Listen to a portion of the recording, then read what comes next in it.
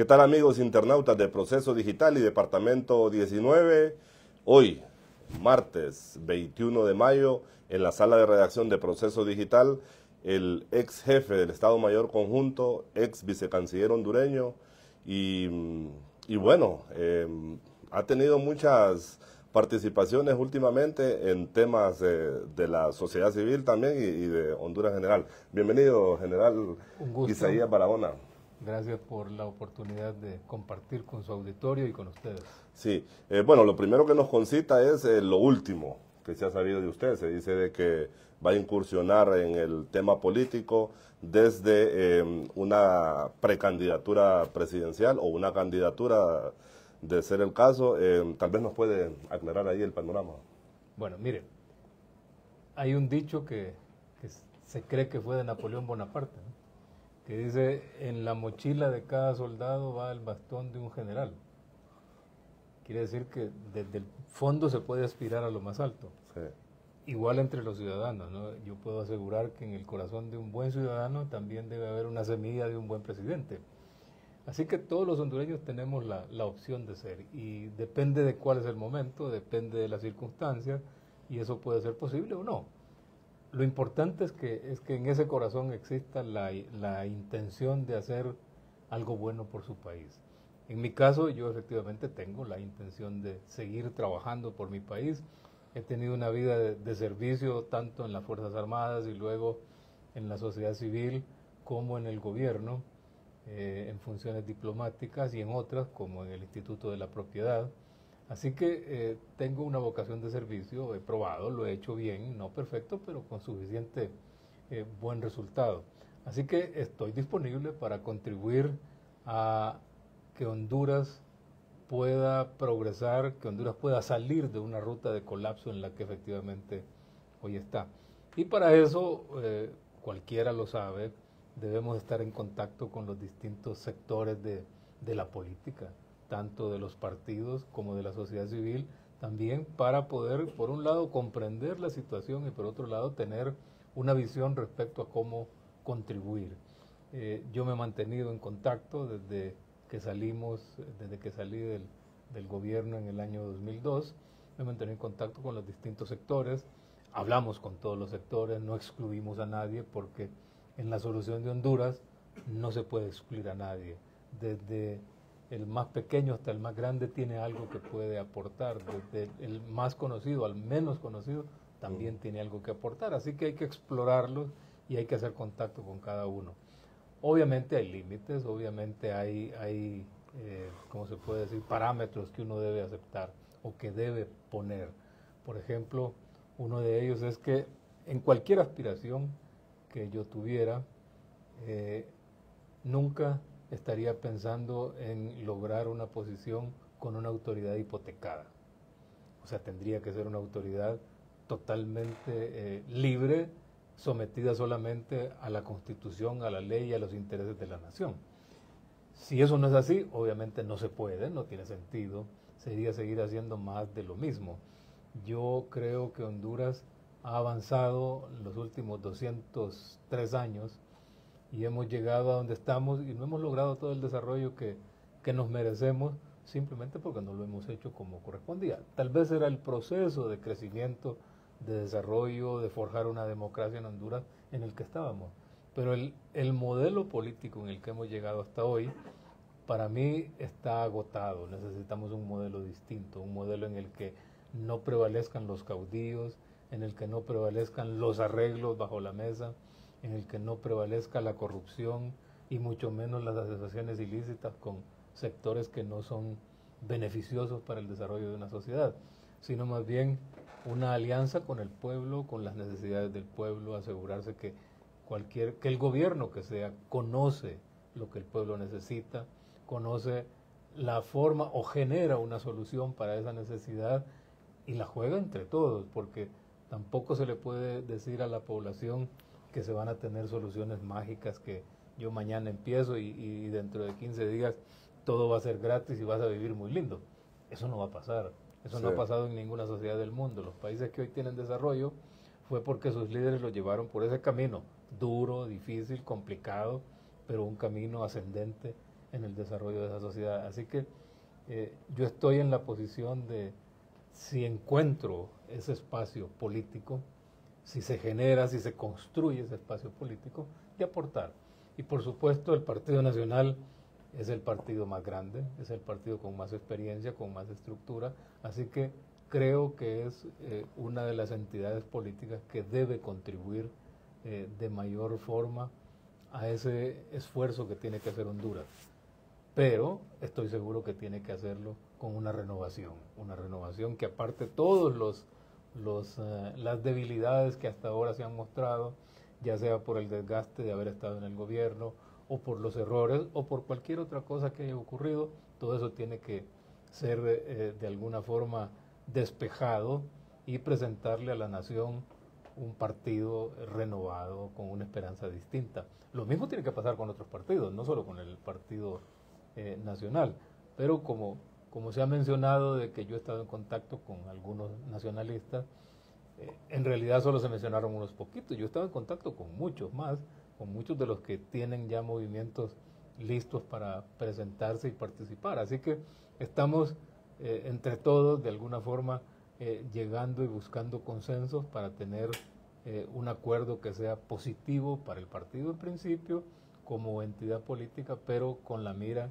de que sea bueno para Honduras. Pero sí sería entonces a nivel de una precandidatura presidencial. Mire, lo que yo he dicho en los grupos donde he tenido conversaciones es que yo puedo ser parte de la alineación, depende cómo es que nos vamos a organizar para tener para que el equipo, porque tampoco es de una sola persona, para que ese equipo ofrezca una oportunidad de mayor éxito. Así que estamos en eso, todavía tenemos tiempo, poco, pero hay tiempo para seguir organizando ideas y organizando las fuerzas disponibles de manera que se construya esa plataforma y luego habrá que ver cuál es digamos, la distribución que se haga dentro de ese esquema. No soy la única persona que puede aspirar a ser precandidato en un partido o en una candidatura independiente, hay muchos más que lo están haciendo, así que creo que es bueno además que hayan bastantes propuestas porque eso le da al público la oportunidad, al hondureño le da la oportunidad de valorar y de valorar de una forma distinta, no como se ha hecho siempre, sino con otros parámetros, porque la política que Honduras necesita no debe parecerse a la que hemos vivido hasta hoy. Sí, bueno, y usted que ha tenido, bueno, toda su formación ha sido militar, ¿qué es lo que realmente le empuja, digamos, a entrar al ruedo político? Bueno, como dije al principio, he tenido una vida de servicio público, tanto en Fuerzas Armadas como después de Fuerzas Armadas. También yo tengo una familia, tengo hijos, tengo nietos. Yo no quiero que dentro de algunos años alguno de mis nietos me reclame y me diga, y abuelo, ¿vos qué hiciste? Yo voy a jugar mi rol, este es mi momento. Si dejo pasar este momento ya no cuenta. Después tendremos que retirarnos a hacer otras cosas, pero este es el momento, como es el suyo, como es el de todos los hondureños que estamos en este grupo de edades que tenemos capacidad, experiencia, conocimientos y fuerza todavía para poder impulsar un cambio que Honduras necesita. Así que por eso este es mi momento para estar decidido y hacerlo justamente con un equipo que se debe estar formando. ¿Y el partido del general Romeo nunca fue opción? Digo, porque como es un ex jefe del Estado Mayor también y por su formación militar, ¿nunca fue una opción para usted? No, por supuesto que sigue siendo. Sigue siendo. O sea, con el general Romeo Vázquez Velázquez tenemos muy buena relación, conversamos a menudo, hablamos del problema del país, somos parte de todo ese grupo que pretende y que va a esforzarse, que no va a dejar que Honduras siga en esa ruta de colapso, como ya dije antes. Él tiene su esquema, él tiene su partido y está trabajando con su partido y es de aplaudirse, ¿ya? En otra parte, en otro bloque también yo estoy trabajando con otros sectores políticos, así que tiene que haber un punto en el que todos esos grupos, todas las fuerzas que estemos buscando cómo beneficiar a Honduras, nos sentemos y nos integremos en una sola coalición que tiene que asegurar que es ganadora, y no ganadora por poquito, es que tiene que ser capote, como se acostumbraba a decir. O sea, hay que derrotar totalmente esa iniciativa de convertir a Honduras en un país socialista, comunista, progresista o Foro Sao Paulo, como se le quiere llamar. Ese modelo es equivocado, ese modelo ya probó en el mundo que el 100% de las veces que se utilizó fracasó, y además de eso ha dejado una secuela de más de 150 millones de muertos, con fracaso político, social y económico en el país que se usó. Así que no tenemos que explicar más, no tenemos que venirnos con cuentos filosóficos y con todo el palabrerío que se acostumbra a hablar. No, los hechos están demostrando que ese modelo no le sirve a Honduras. En cambio, un modelo de libertades, un modelo capitalista que se debe controlar, porque tampoco el capitalismo debe permitirse que sea dañino, está demostrado que produce sociedades más educadas, más libres, más felices y más ricas.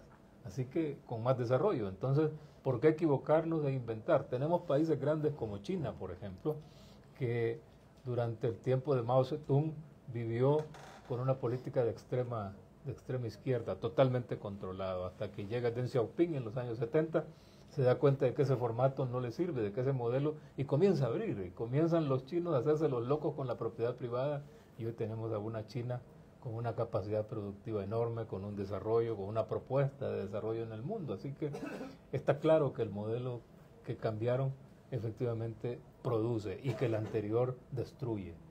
Usted fue vicecanciller también de la República. ¿Cuál es su valoración con respecto a la postura que ha tomado Honduras con respecto al conflicto entre Israel y Palestina? Bueno, no comparto esa postura, porque Honduras ha sido un país con pensamiento occidental, y cuando digo eso quiero decir que nos parecemos a cómo piensan los europeos, a cómo piensan los sudamericanos en general y a cómo piensan los vecinos nuestros del norte. O los países en democracia, que aunque no estén en Occidente, se definen dentro de ese mismo marco. Honduras ha pertenecido a eso.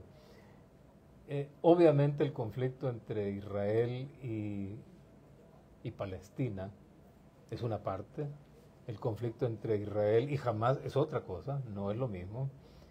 Hay un conflicto con países árabes que Israel en los últimos años ha trabajado intensamente con cada uno de estos países y ha ido mejorando su relación, han abierto relaciones diplomáticas con algunos países del mismo Golfo Pérsico, árabes, así que hay un trabajo hecho para resolver el problema de Israel con sus vecinos. Hay un trabajo permanente, yo lo vi, entre Israel y Palestina. No es fácil, es complicado porque Palestina tiene sus propios problemas e Israel también, pero hay una forma de convivencia. Ahora, con Hamás la cosa es distinta. Hamás es un proxy de Irán que recibe tanto indicación política como apoyo militar, abastecimiento militar, financiamiento de algunos países del Golfo Pérsico. O sea, es una fuerza importante con capacidades de causar daño, y ya lo vimos el 7 de octubre del año pasado, cuando azotaron una región de Israel en Gaza, los alrededores de Gaza, con el saldo trágico que sabemos de tantos muertos, y que desencadenó, por supuesto, el conflicto que tenemos ahí actualmente. Es complicado decirle a Israel que no siga buscando el rescate de sus rehenes. No me quisiera yo ver en esa posición. Por lo tanto, si vamos a condenar, creo que debemos condenar en igualdad de condiciones ambas cosas, ambas acciones, si es que hay que condenar, porque la acción de Hamás, que es la acción inicial, en realidad merece ser condenada, es un acto terrorista total. La acción de Israel es una respuesta que no es terrorista, es una respuesta de un Estado que es una democracia, quieras o no, vive en democracia, donde el poder se adquiere por voluntad popular y que responde ante una amenaza. Cualquiera puede criticar y decir es un uso excesivo de la fuerza. Bueno, hay que estar ahí para medir, hay que estar ahí para valorar, por ejemplo, cuál ha sido el rol de Naciones Unidas cuando algunas de sus oficinas han sido utilizadas como almacenes o como centros de control para las operaciones de una fuerza terrorista como Hamás. Entonces, no es un conflicto claro. Creo que si Honduras quiere participar desde el punto de vista humano y decir queremos la paz, lo primero que hay que hacer es aceptar y entender la verdad de lo que está pasando, pero no tener una visión sesgada en la que se condene a uno pero al otro no. Eso es dañino, no contribuye, al contrario, solo aleja a Honduras de un conflicto o de una posibilidad de tener una contribución positiva. Me parece que es equivocado, me parece que asociar los intereses de Honduras a intereses como los de Irán, que tiene en sus declaraciones políticas la visión de destruir y desaparecer a Israel, que ni siquiera lo llama Israel, lo llama al ente sionista, dice, lo vamos a destruir, lo vamos a borrar del mapa. Obviamente Honduras no podría, no debería en ningún caso considerar eso como válido y poder asociarse a esa línea de pensamiento. Cuando se asocia a Hamas en su línea de pensamiento, en su política de acción, nos estamos asociando indirectamente a lo que Irán propone, porque Irán es el promotor de Hamas. Entonces, hay una conexión ahí que a veces no se ve, pero que es delicada. Sí, y bueno, Honduras ha dado pasos certeros para retornar su embajada a Tel Aviv. Hace unos días vimos en el Congreso una manifestación y prácticamente pues, una solicitud que están haciendo para que el Ejecutivo tome en cuenta la propuesta. ¿Qué opinión le merece eso? Bueno, mire, es complicado decirle a otro país cuál es su capital.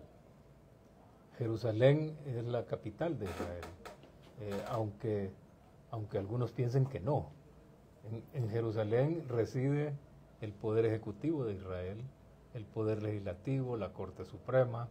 Cuando cualquier dignatario del mundo, presidentes, primeros ministros, reyes o cualquier personaje visita a las autoridades de Israel, las visita en Jerusalén, va a visitar los sitios sagrados.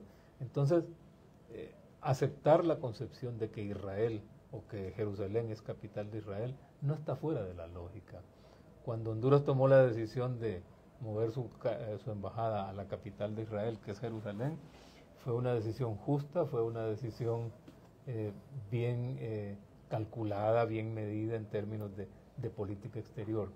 Así que decidir de la noche a la mañana solo por quedar bien con alguien más, porque no es con Honduras. El pueblo hondureño aplaudió cuando Honduras trasladó su embajada a Jerusalén y reconoció que Jerusalén era la capital de Israel. Entonces, un cambio en ese sentido de volver al área de Tel Aviv no es una aspiración del pueblo hondureño, es simplemente una decisión política de un gobierno o de un partido en el gobierno. Por lo tanto, no es una decisión de Estado, es una decisión de partido, lo cual es totalmente inconveniente. Sería, digamos, si lo hace, sería totalmente inconveniente con respecto a la imagen de política exterior de Honduras como Estado, porque los Estados deben ser permanentes, los objetivos de Estado no deben variar en cuanto a qué partido o qué grupo está en el poder. Puede cambiar la forma de hacerlo, pero no cambiar el objetivo, porque eso indicaría que Honduras es un país inestable en términos de sus propios objetivos. Y siempre, bueno, aprovechando su expertise en relaciones internacionales, que nos ha dejado un poco más de un año de relaciones con China y la ruptura con Taiwán. A su criterio, ¿qué le ha dejado al país? Bueno, de la viva voz, de la misma voz de autoridades del gobierno no se ha recibido nada. O sea, ellos mismos lo han dicho, no hemos recibido nada. Todo lo que tenemos son puras expectativas. Aparentemente está llegándose casi al final de la negociación de un tratado de comercio que seguramente no va a tener mayores ventajas para el pueblo hondureño o para los exportadores hondureños. ¿Por qué? Bueno, porque no veo de dónde van a sacar ventajas. ¿Qué ha dejado? Ha dejado desempleos en el sector melonero, camaronero y en algunas de industria ligera de San Pedro Sula, de las maquilas y otros. Es posible también que haya disminuido el interés de otros inversionistas internacionales de poder invertir en Honduras porque están viendo que Honduras está tomando una ruta que la saca del esquema normal. Está como como despreciando el hecho de que estamos cerca de un mercado enorme, probablemente el más grande del mundo, con otra conexión con el mercado, me refería a Estados Unidos, América del Norte, digamos, con otra conexión con el mercado europeo a través de un tratado de comercio que también ya entró en vigencia, con los cuales Honduras ha tenido mucha ventaja. Así que desconocemos eso y nos queremos enfocar en China. Honduras no le compra más a China porque no tiene más dinero y no le vende más a China porque no tiene más productos que vender. Ya le comprábamos todo lo que podíamos comprar y le vendíamos todo lo que podíamos vender. Pretender que los chinos o que la República Popular China de la noche a la mañana recibiera productos que estaba recibiendo Taiwán era una expectativa ilusa en realidad, porque para recibir productos, por ejemplo, como camarones, como melones, hay procesos fitosanitarios y además de los procesos normales de comercio que tienen que cumplirse porque hay mecanismos de protección de su propia producción, mecanismos de producción contraídos con otros socios comerciales internacionales, así que no es fácil entrar y llegar y decir yo aquí me pongo, como que si estuviéramos en la peatonal y yo llego con una cajita de chicle y digo aquí me voy a poner, no, hay que trabajar. Con México se cayeron por un rato las exportaciones de camarones, así que por ese lado ha dejado una disminución en las inversiones, pero además de eso también se perdió una cuenta positiva que teníamos un balance con Taiwán. Nosotros teníamos un balance de arriba de 250 millones de dólares en superávit en la balanza comercial entre Honduras y Taiwán. Esa se perdió también. Así que no veo resultados positivos hasta ahora. Hay algunas aproximaciones de tipo político, hay aproximaciones con la intención de que China se convierta en un inversionista para los temas de ferrocarril interoceánico. Ojalá algunas de esas cosas puedan resultar y ojalá eso permite efectivamente que se produzca mayor espacio para mano de obra y reducir el desempleo y con eso generar estabilidad. Si en Honduras no se genera estabilidad desde el punto de vista político, jurídico, desde el punto de vista de seguridad, los inversionistas no van a tener el impulso de venir a Honduras, excepto aquellos que son medio piratas y que van a venir con la intención de obtener ganancias fabulosas de la noche a la mañana, que son los que menos quisiéramos tener en Honduras. General, usted fue jefe de las Fuerzas Armadas a inicios de este siglo, prácticamente. Sí, sí. ¿Qué opinión le merece lo que ha sucedido, en el transcurso de estos 20 y pico de años? En el 2010 se reportó, el robo de una avioneta y una base militar, y recién esta semana también se nos ha informado pues de que un cargamento de cocaína fue sustraído de bodegas militares. ¿Qué pasa con la gestión militar en este tipo de escándalos que solo retratan a Honduras y a la institución también? Bueno, yo no definiría la capacidad de las Fuerzas Armadas, mucho menos la imagen de las Fuerzas Armadas, por uno o dos sucesos eventuales. Robarse un avión no es de una base aérea como la de Honduras el único avión que se han robado. Se han robado aviones de combate de países importantes por razones de espionaje, por razones de guerra mismo. O sea, eso puede pasar. Uh-huh. Es un tema obvio que requiere una revisión de los protocolos, que requiere sancionar a los responsables cuando las cosas ocurren. Pero no define a la institución. Igual el incidente de la droga que ha desaparecido. Mire, las instalaciones militares no han sido construidas con estándares y con parámetros para que se conviertan en cárceles para presos de máxima seguridad o de máxima peligrosidad y ni de mínima. Tampoco son instalaciones preparadas y construidas para ser parte de la cadena de custodia de pruebas en algún caso complicado. Así que el primer error que se comete es en colocarlas. Es cierto que hay disciplina, que hay controles, es cierto que se puede hacer, pero si acaso ocurriera debería ser por tiempos mínimos, 1, 2 días, lo antes posible deben sacarse. ¿Por qué? ¿Qué pasa si usted tiene un cargamento de, 245 o 55, como dicen ahí, de droga que estaba en un batallón?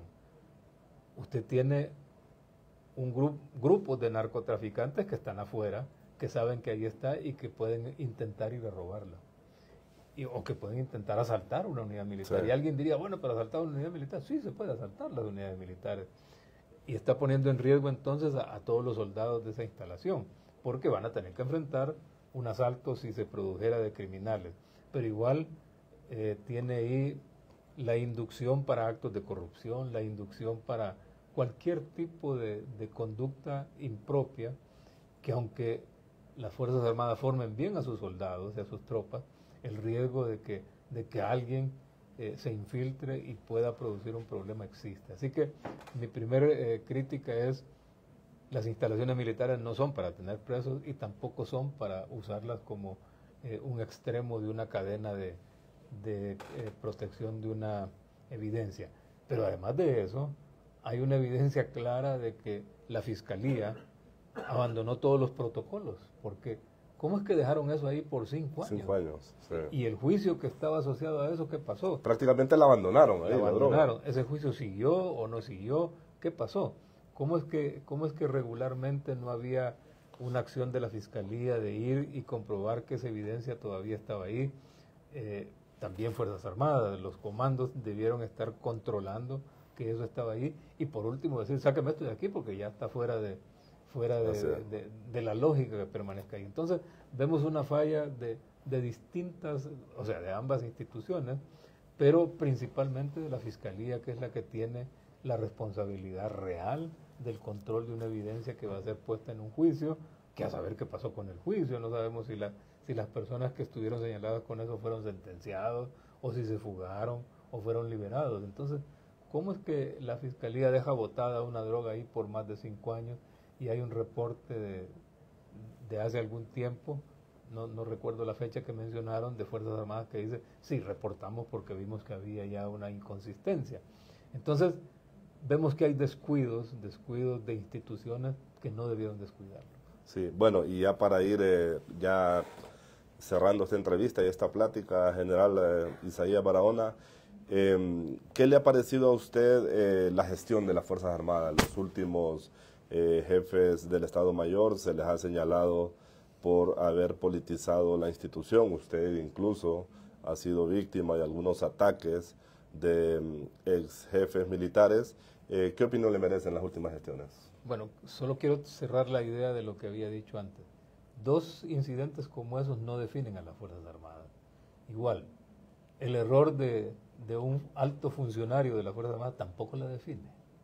¿Ya? Quiero decir, el que un ex jefe de Estado Mayor Conjunto haya señalado a un grupo como lo hizo, no define las Fuerzas Armadas.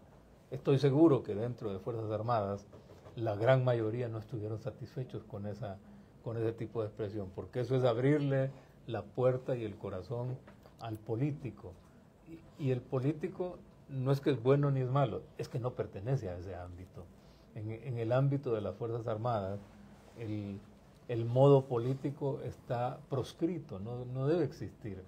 En el ámbito militar solo debe existir el comportamiento profesional, el estricto apego a la ley, el cumplimiento de todas las normas que mandan el funcionamiento de la institución militar. Y eso es suficiente y es lo único que necesita un soldado. No necesita un padrino político para nada, ni para su carrera profesional, ni para la administración, para la asignación de sus cargos. Así que cuando alguien descuidadamente o maliciosamente permite que un político, cualquiera que sea, en este o en cualquier gobierno, introduzca un criterio político para asignar a un comandante o para asignarle un grado a un oficial, ya está comprometiendo a la institución militar. Yo sigo creyendo que que las Fuerzas Armadas siguen siendo apolíticas como lo manda la Constitución. Estoy seguro que la Junta de Comandantes es el eslabón entre los sectores políticos y la institución militar, y que son capaces y que tienen la fuerza, el carácter y la responsabilidad suficiente para evitar que esa infiltración política perjudique a la institución y se produzca como una costumbre que ya no se pueda sacar. Así que algunos cambios que se hicieron en la ley, como la reforma de 1999, creo que perjudicaron al Estado de Honduras, porque el hecho de haber cambiado la figura de un jefe de las Fuerzas Armadas, como era anteriormente, nombrado por el Congreso directamente, sin intervención del presidente, tal vez lo ponía muy distante del presidente, cierto, de acuerdo con eso, pero haberlo atado completamente a la voluntad del presidente también es un error. Cuando un artículo constitucional dice que el presidente puede nombrar y remover libremente al jefe de las Fuerzas Armadas, al jefe de Estado Mayor Conjunto, en realidad le da una autoridad que va más allá de lo que el Estado necesita y le conviene. Sí, bueno, y la Fuerza Aérea, la capacidad de la Fuerza Aérea ha mermado, se ha hablado mucho de los F-5 inoperativos, se ha hablado también de la compra de nuevas aeronaves que nunca llegan, radares para detectar narcovuelos en mal estado. ¿Hemos mermado la capacidad de la Fuerza Aérea hondureña? Mire, no tengo mayores detalles de todo el tema logístico de la Fuerza Aérea. Es un tema que se maneja muy discretamente siempre. Tampoco se dice todo lo que se tiene y lo que no se tiene. Estoy seguro que los miembros de la Fuerza Aérea hondureña tienen clara cuál es su misión y creo, sin duda alguna, que tienen una respuesta planificada en caso de ser necesario si existiera una amenaza para el Estado de Honduras, para la República de Honduras. Pero indudablemente hay un trabajo permanente que hacer en cuanto a mantenimiento, en cuanto a renovación de equipos. Los equipos se desgastan aún si no se usan, así que requiere el Estado de Honduras mantener una inversión. Y es una inversión que no es solo en comprar aviones o en comprar armamento para los aviones, no. También hay que mantener una inversión permanente en el desarrollo y sostenimiento de las capacidades de los pilotos, de las capacidades operativas de comando de los mandos de la Fuerza Aérea, porque pelear o conducir una batalla aérea no es solo de despegar los aviones y ya se fueron a ver qué hacen, no. Es un tema complejo que requiere continuamente una preparación, igual que en el ejército, igual que en otras fuerzas. Así que aspiro a creer que las Fuerzas Armadas están recibiendo lo mejor que se puede recibir en cuanto a las necesidades financieras y de logística para mejorar y mantener sus capacidades que garanticen la soberanía del Estado. Sí, y bueno, lo último, estamos a punto de cumplir un año de que la administración de las cárceles volvió al control militar. ¿Cuál es su valoración? ¿Siguen dándose hechos aislados en las cárceles? Reconocemos que ha habido gobernabilidad con respecto a cuando se retomó otra vez la administración militar, pero ¿cuáles son sus valoraciones? ¿Ya se cumplió la misión? ¿Debe de haber la entrega de esta administración a una parte civil o a la parte policial y las Fuerzas Armadas dedicarse a lo que tiene que dedicarse, o debemos seguir con la administración de los militares en la cárcel? Mire, por costumbre, por norma, Fuerzas Armadas, todas las misiones que recibe, con certeza lo digo, trata de cumplirlas de la mejor manera posible. Ya sea que tenga la experiencia o no la tenga, ya sea que haya sido constituida, formada y educada y equipada para una determinada misión o no, los mandos van a hacer su mejor esfuerzo y sus subordinados también van a hacer su mejor esfuerzo. Creo que han alcanzado algunos éxitos. Usted lo mencionaba, la gobernanza de las cárceles de alguna forma ha mejorado un poco. No va a ser perfecto y no es en ninguna parte del mundo, porque los que están ahí adentro son criminales y los criminales tienen un instinto, si quiero decirlo así, de violar la ley y de saltarse cualquier contención que exista. Pero además de eso, esos criminales no están solos. Ellos tienen afuera una contraparte que sigue operando, aunque el de adentro ya no los conduzca, o si los conduce peor, que son sus socios. O sea, es una dinámica complicada que para una fuerza militar o para cualquiera que tenga la seguridad de los centros penales es complicado resolver.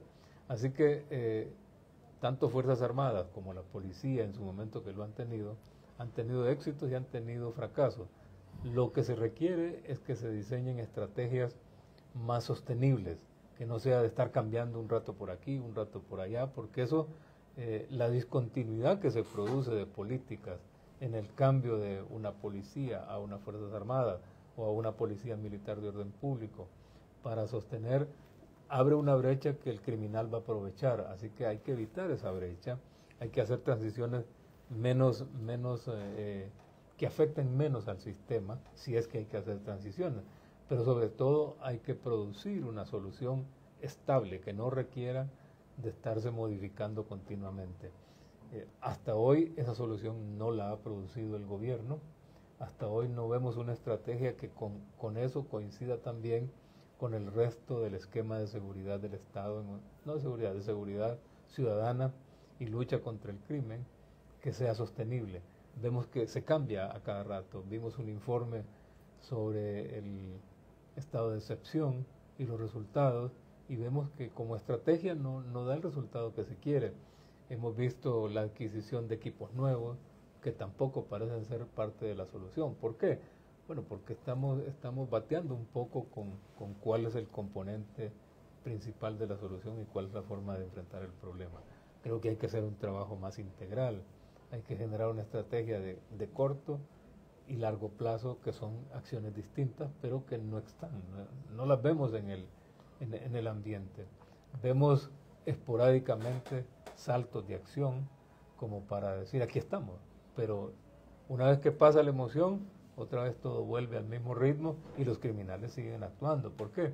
Se nos olvida que la industria de los criminales es ser criminales.